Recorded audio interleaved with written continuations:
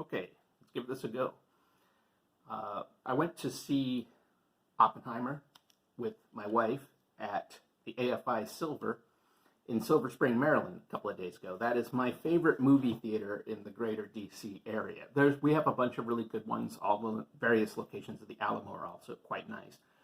But the AFI Silver is my favorite. If I lived any closer, I probably would have no money for anything else or time, as I would spend it all there. But I guess it's good that I live as far away as I do. Anyhow, when that was finished, we decided to swing by the best game store in the area, which we also don't live super close to. Labyrinth Puzzles and Games, or Games and Puzzles. Labyrinth Games and Puzzles. I always forget the order of the last two. They're on Capitol Hill in DC. They're great. Always well-staffed, very friendly. The owner's really cool. Very pro-community, both gaming community and local DC community, which I love. And so I wanted to pick something up, and this was something I actually meant to grab on Free RPG Day, but because I knew I was going to more than one location and funds were limited, I went with something a little less expensive. This is not super expensive, but I went with something cheaper on that day. But going back, I was able to get a chance to pick this game up, and that is Thirsty Sword Lesbians by April Kit Walsh. This is from Evil Hat, the folks who brought us Blades in the Dark and Scum and Villainy. And it is based on the Powered by the Apocalypse engine, which is the same for Dungeon World, and I guess in a roundabout way, or in a DNA sort of way, Blades in the Dark and Scum and Villainy, which these use the Forged in the Dark system, which apparently is an iteration of Powered by the Apocalypse. I say all that, and I've said this, I know, in previous videos. Pardon me.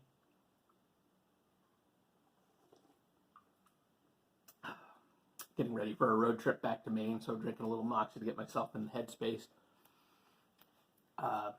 Anyhow, I say all that because I have mentioned previously that I have not played Powered by the Apocalypse or any of the variants of it, of which there are now many. And I always find myself, when reading through the rules of Powered by the Apocalypse, a little bit flummoxed, I guess. And so I am hoping at some point to actually play in a game. Preferably, I'd like to play before I run it, because I'm not really clicking with running the game necessarily.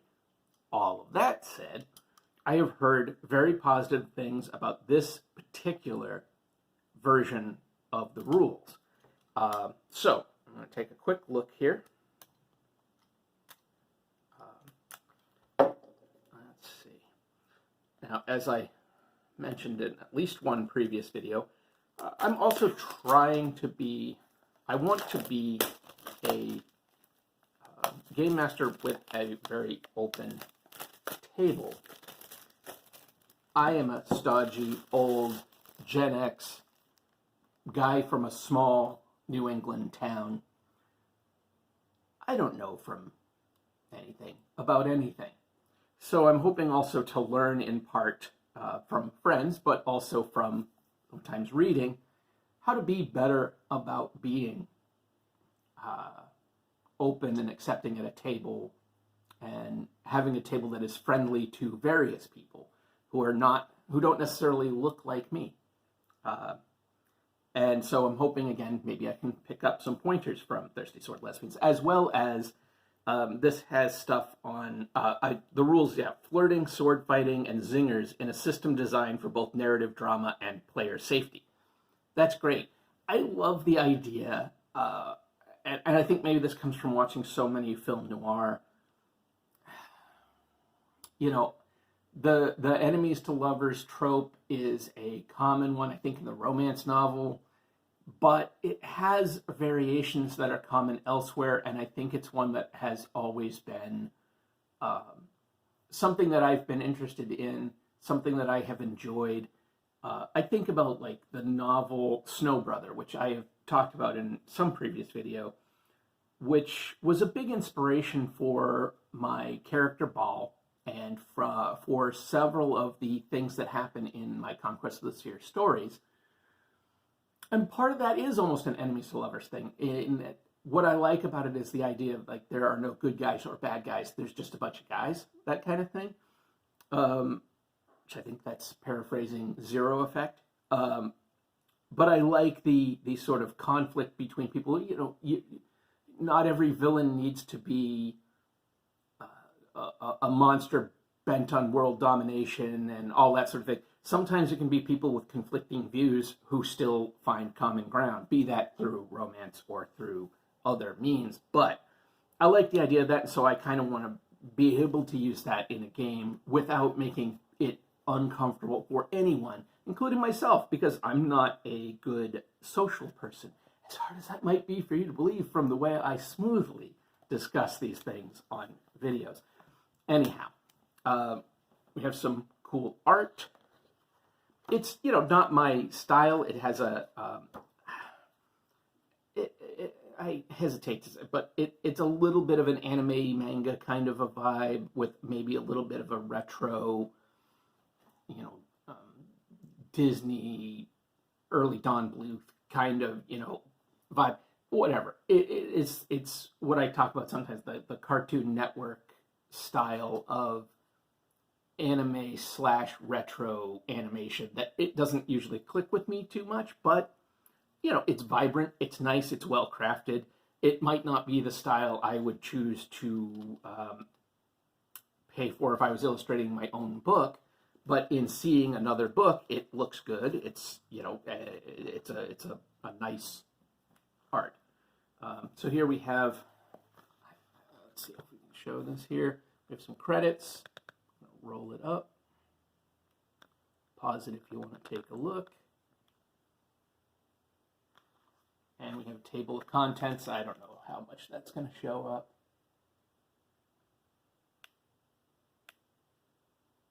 Hopefully I showed all of that. Oh, I had my hand over some of it. Well, there it is. Again, more cool art. Love, Swords, and Adventure, a positive community. Being a Thirsty Sword Lesbian. So, I have heard from what I understand, well, obviously the name is eye-catching and perhaps a touch provocative.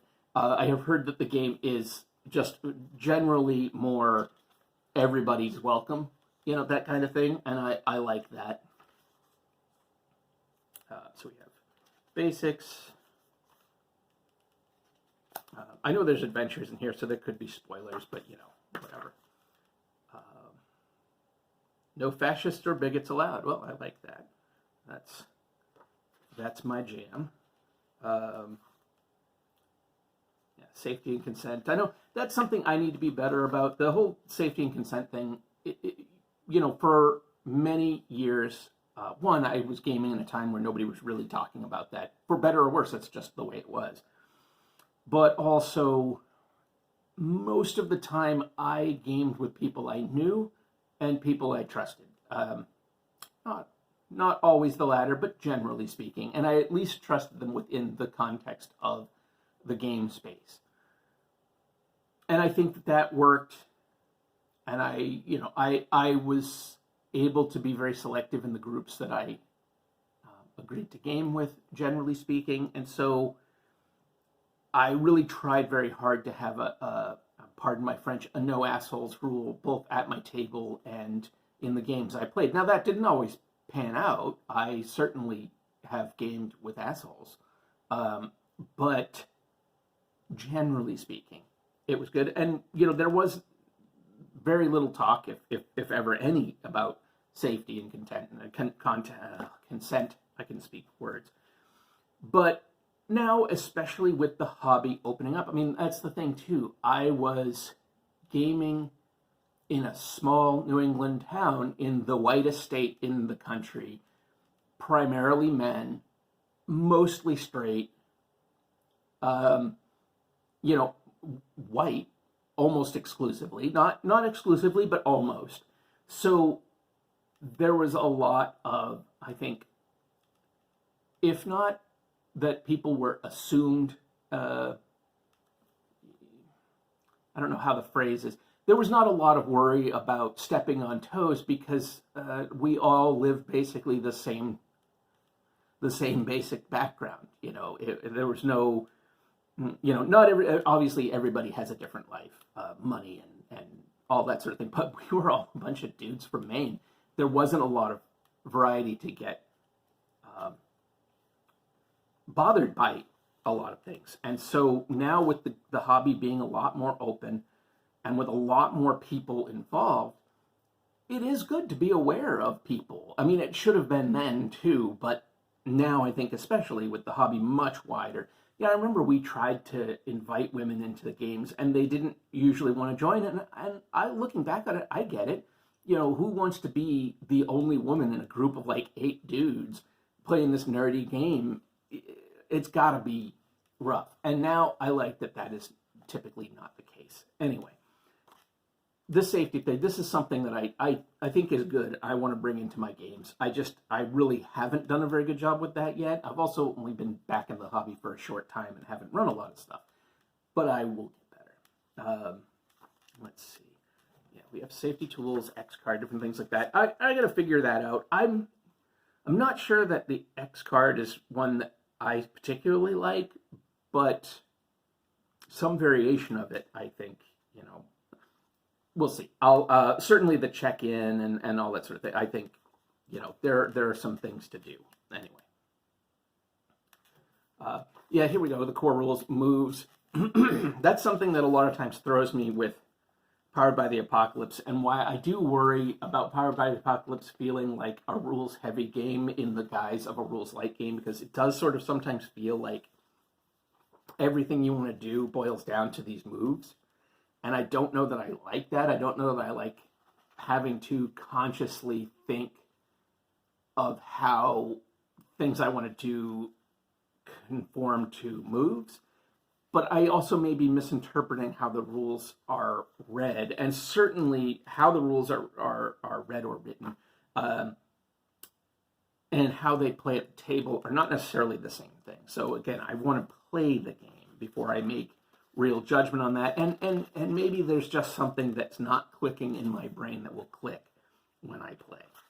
I have heard, though, that one of the things that is a sort of worry that I have shared with a few other reviewers about Powered by the Apocalypse is the like heavier leaning toward failure. Because it's like I don't remember the exact thing, but it's basically like 50% of my numbers could be wrong, but it was like 50% of your rolls are failure, and could be like failure with like bad consequences or something like that, and then only there's like 25% of your roll is success, but with a consequence, which is like, okay, yes, you succeed, but now it's also kind of also a failure. And then only like 25% of your roll is just a regular, just a success without strings. I like the idea of the success with strings, and I like the idea of the failure and the failure with consequence, that kind of, I like all of that. I just don't know if I like the math on it. And I have heard that this has maybe a better spread on that math. Again, don't know for sure. Have to read it. I really like the color schemes. I like the very kind of neon.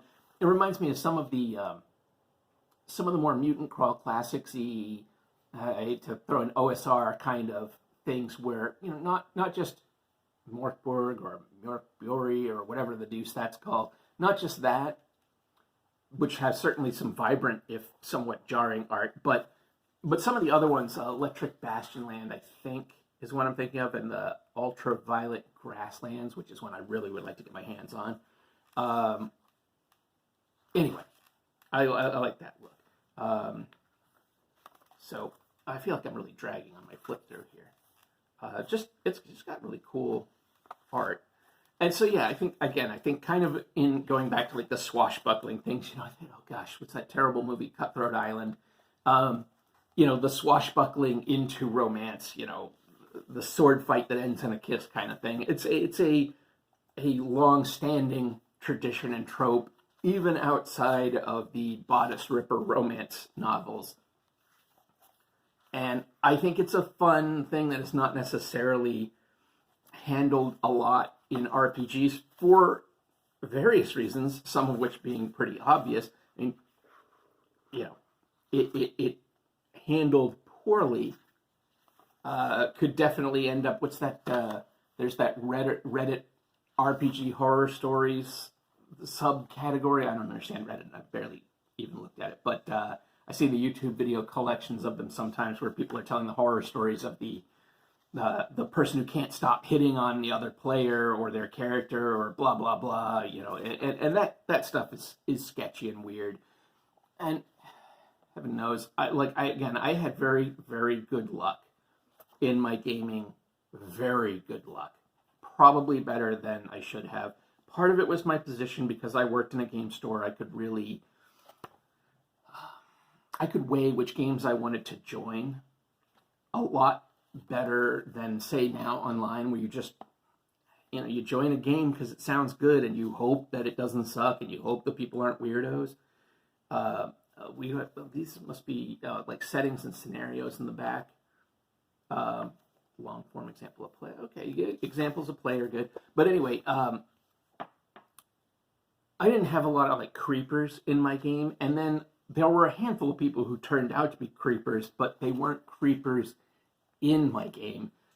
In part, maybe because the game was all dudes. And so you don't necessarily see that side of somebody. And when that shows up in another circumstance, it can be a little shocking and jarring. People you think are perfectly normal people that turn out to be real weirdos. But anyhow, I've been lucky is what I'm getting at. Yeah, so there's a whole bunch of different settings and adventure seeds, I guess, which is very cool. This is multi-genre. I think the obvious is fantasy, but I think also it looks like some steampunk, and I want to say that there was something in there that was more, I think I saw cyberpunk, and I think there's something maybe a little more space opera-y. This one looks like Sparkle Heart Magic Force Go, yeah, because the first piece of art, the first thing I thought was it looked kind of Sailor Moon-y, keeping with that anime-y vibe. Customizing your game, that's cool. Why roll dice? Yeah. Variant rules, customizing basic moves. So yeah, again, this just looks cool, and I think my big thing is, am I the person? Am I the guy to run Thirsty Sword Lesbians? Probably not. This is probably not a game that I will bring to the table, because I don't think necessarily I'm the voice folks need in this. However, I want to have it in my library. I want to read through it, and I want to take what I can use from this to put into my games to make them better, and to make my table a more enjoyable place for everybody to be at. So anyway, Thirsty Sword Lesbians, pick this up at Drive-Thru RPG. Man, I need more caffeine. It's not even the morning when I'm recording this, and it feels like the first thing. I picked this up at Labyrinth Games and Puzzles, Capitol Hill, Washington, D.C. Great store. They don't have an extensive RPG section, but their RPG section is quality. Yes, obviously, they carry books from the big company. I think they have a couple of shelves of books from the big company. Obviously, they're going to do that. But they actually have a full shelving unit devoted to other games, to independent games, to smaller companies that are still relatively large, like Chaosium and Artelsorian. I saw there, both of them. I know they try to get Goodman games, but I know they've been having some trouble getting Goodman games, because I think Goodman is just so sold out in the post Wizards of the Coast nonsense.